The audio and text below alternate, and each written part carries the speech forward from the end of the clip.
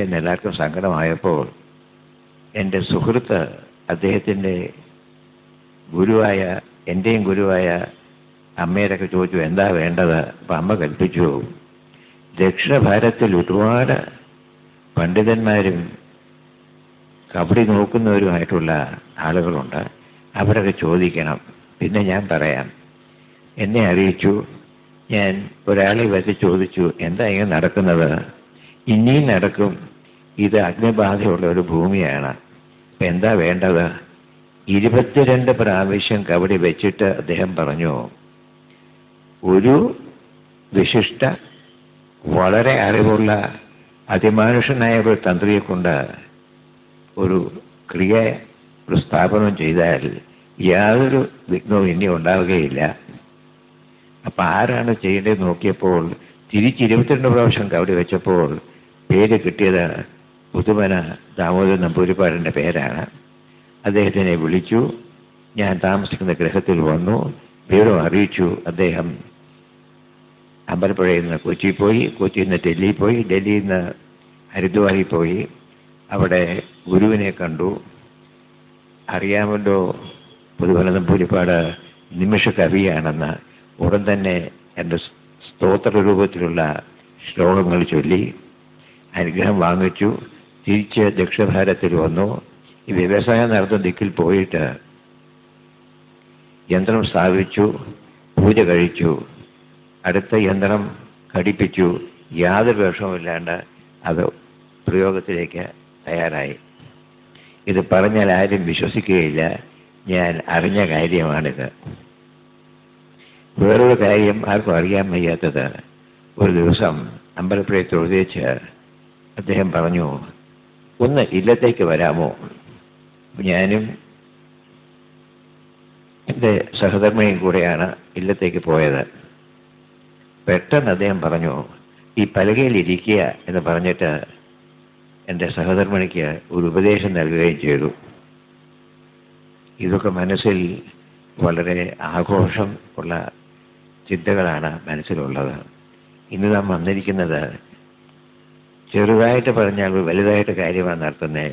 ഒരു പുസ്തകം, പുരോഗതി വേണം.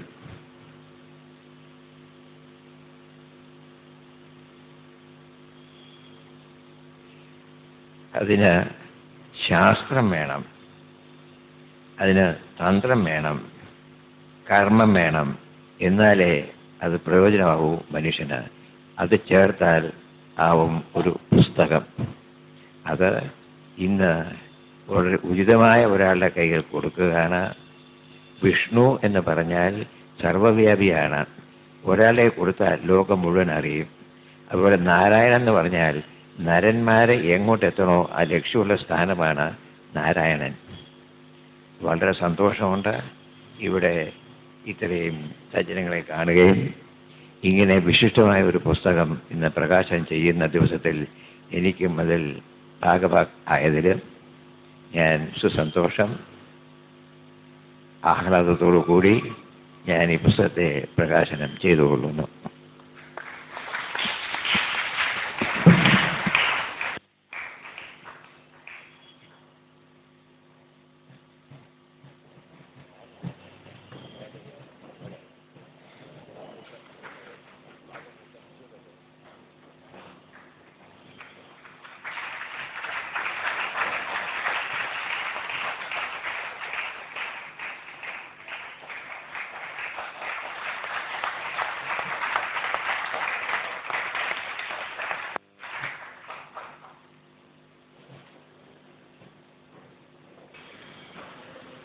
പുസ്തക പ്രകാശനം നിർവഹിച്ച ശ്രീ പത്മനാഭദാസൻ ഉത്രാടം തിരുനാൾ മാർത്താണ്ഡവർ മഹാരാജാവിനോട് നമുക്കുള്ള സന്തോഷവും ഇവിടെ രേഖപ്പെടുത്തുന്നു. ഇന്നിവിടെ ഈ യോഗത്തിൻ്റെ അധ്യക്ഷത വഹിക്കുന്നത് ആദരണീയനായ ഡോക്ടർ എം.ആർ. രാഘവ വാര്യർ ആണ്.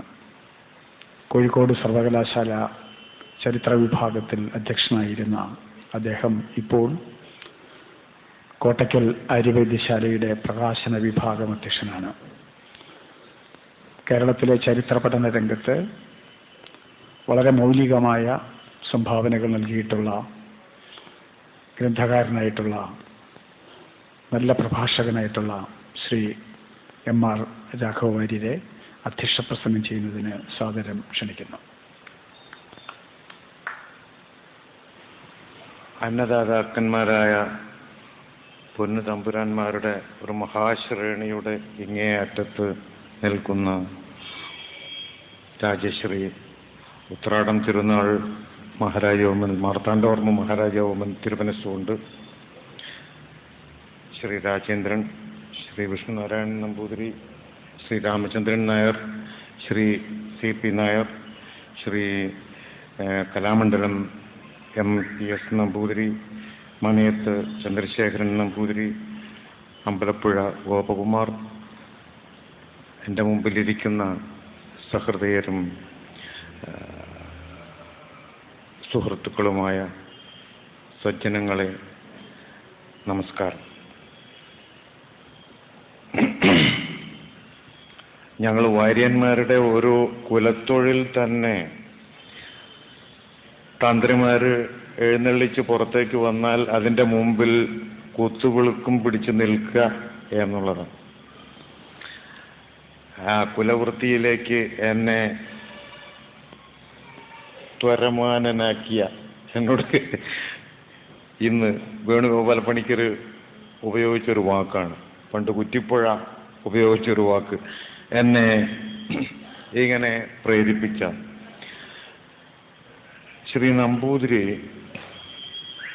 ഈ പുസ്തകത്തിൻ്റെ ഒരു കരട് പതിപ്പും കൊണ്ട് വന്നപ്പോൾ തന്നെ ഈ പുസ്തകത്തിലെ പല ഭാഗങ്ങളും വായിച്ചു നോക്കാൻ ഇടവന്നു. പ്രത്യേകിച്ച് C.P. നായരും ആയിട്ടുള്ള കത്തടപാട്, ശ്രീകൃഷ്ണ ചരിതം, ഒരു കഥകളി, ഇങ്ങനെ തമ്മിൽ പ്രത്യക്ഷമായി ഒരു ബന്ധവുമില്ലാത്ത വിഷയങ്ങൾ. ഈ വിഷയങ്ങളിൽ കൂടെയൊക്കെ കടന്നു പോകുമ്പോൾ അതിൻ്റെ അടിയിൽ കൂടി പുതുമന തന്ത്രി കുടുംബത്തെ പറ്റിയുള്ള വിവരങ്ങൾ.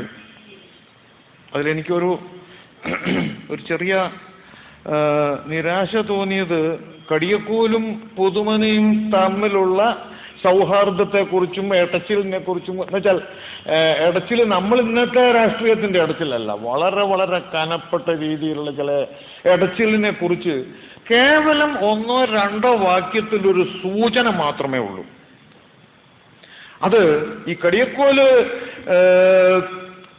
കുടുംബം ഒരു സംഘക്കളിക്കാരുടെ കുടുംബമാണ്, യാത്ര കളിക്കാരുടെ കുടുംബമാണ്.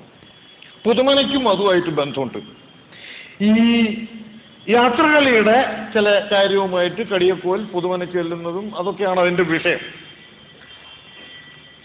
വാസ്തവത്തിൽ യാത്രകളിൽ ഇപ്പം നമ്മൾ പുറത്തേക്ക് പറയുന്ന കേട്ട് പരിചയമുള്ള കഥകളെല്ലാം അതിൻ്റെ ഒരു തമാശയുടെ വശം മാത്രമാണ് നമ്മൾ പറയാറ്. ചെമ്മീൻ, ഉപ്പുള്ളി, കാന്താരി, മുളകും പുളിയും സമം കൂട്ടിച്ചേർത്തുള്ള സമ്മന്തി ബ്രാഹ്മണർക്കും ഭുജിച്ചിടാം എന്നൊക്കെ മട്ടില് ഉള്ള ചില ശ്ലോകങ്ങളാണ് നമുക്ക് ഈ സംഘക്കളിയെ കുറിച്ച് ഇന്ന് അറിയാവുന്നത്. C.K. നമ്പൂതിരിയുടെ പുസ്തകത്തിൽ പറഞ്ഞിരിക്കുന്നതും ഈ കാര്യങ്ങളാണ്. പക്ഷേ ഇവിടെ കടിയക്കോലും പുതുമനയും തമ്മിലുള്ള ഈ ഒരു ബന്ധത്തിൽ ഞാൻ വിചാരിക്കുന്നു അവര് ഇതിൻ്റെ തീരെ അപ്രസിദ്ധമായ ഒരു വിഷയത്തെക്കുറിച്ചായിരിക്കണം. കാരണം ഈ സംഘക്കളി എന്നത് പുറത്തേക്ക് കളിയാണെങ്കിലും വളരെ വളരെ പ്രാധാന്യമുള്ള ഒരു പ്രവൃത്തി ചെയ്തു വന്നവരാണിവർ. ഇവര് ഒരു കാലത്ത് പ്രീ മോഡേൺ കേരളത്തിന്റെ ആധുനിക ദശയ്ക്ക് തൊട്ട് മുമ്പുള്ള കാലത്ത് കേരളത്തിന്റെ ജുഡീഷ്യറിയിൽ ഇടപെട്ട് പ്രവർത്തിച്ചിരുന്നവരാണ്.